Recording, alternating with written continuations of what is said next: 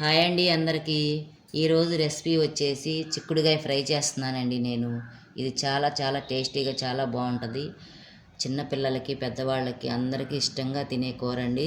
చిక్కుడుగాయ ఫ్రై చేస్తున్నానండి. ముందుగా మనము చిక్కుడుగాయలు ఒలిసి పెట్టుకుందాము. చిక్కుడుగాయలు ఈ విధంగా పురుగులు పుచ్చులు అన్నీ చూసుకుని శుభ్రంగా ఈ విధంగా ఒలుసుకుని పక్కన పెట్టుకోవాలి. ముందు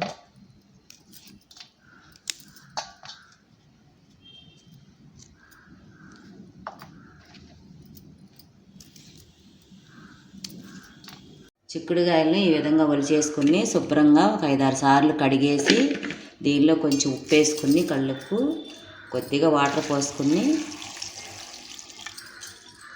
విధంగా మూత పెట్టుకుని పొయ్యి మీద పెట్టేసుకుందాం. ఇప్పుడు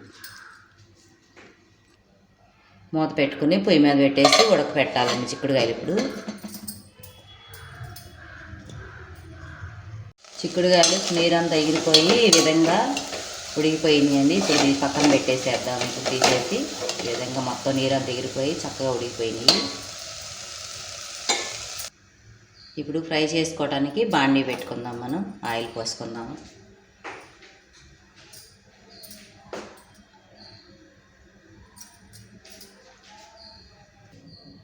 ఆయిల్ వేడయిందండి. ఇప్పుడు దీనిలో 2 ఎండుమిరపకాయలు, పోపు దినుసులు, కొంచెం జీలకర్ర, అలాగే కట్ చేసి పెట్టుకున్న ఒక ఉల్లిపాయ, 2 పచ్చిమిరపకాయలు, కరివేపాకు,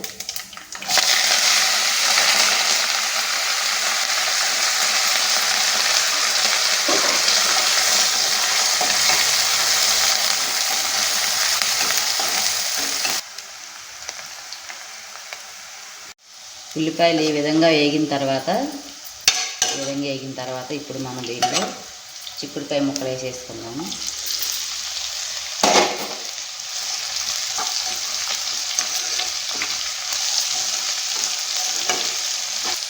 ఒకసారి మొత్తం ఈ విధంగా కలిపేసుకుని ఒక 5 నిమిషాల పాటు ఫ్రై చేసుకున్నాము. యాగనిస్తానండి. కొన్ని మనం ముందుగా ఉడకబెట్టేటప్పుడు ఉప్పు వేసుకున్నాము. అది ముక్కల్లో కొంచెం చూసి సాల్ట్ కొద్దిగా రుచికి సరిపడా చూసి వేసుకున్నాము. అలాగే కొంచెం పసుపు వేసేసి ఈ విధంగా మొత్తం కలిపేసుకుని ఒకసారి కలిపేసుకుని మొత్తం ఒక 5 నిమిషాల పాటు వేగనిద్దాం.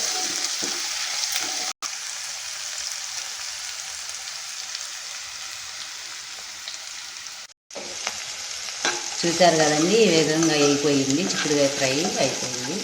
ఇలా వేగిన తర్వాత ఇప్పుడు దీనిలో మనం కారం వేసేసుకున్నాము. మనం పచ్చిమిరపకాయలు వేసాం కదా, కారం కొంచెం వేసుకున్నాము. ఒకసారి మొత్తం కలిపేసి ఇంతేనండి, చిక్కుడుకాయ ఫ్రై రెడీ అయిపోయింది. చాలా టేస్టీగా చాలా బాగుంటుందండి. ఇది పప్పులోకి, సాంబార్లోకి, రసంలోకి చాలా అంటే చాలా టేస్టీగా ఉంటుందండి. హెల్త్కి కూడా చాలా మంచిది చిక్కుడుకాయ కూర. ఇంతేనండి, చిక్కుడుకాయ కర్రీ రెడీ అయిపోయింది. మా వీడియో మీకు నచ్చినట్లయితే లైక్ చేయండి, సబ్స్క్రైబ్ చేయండి. Thanks for watching.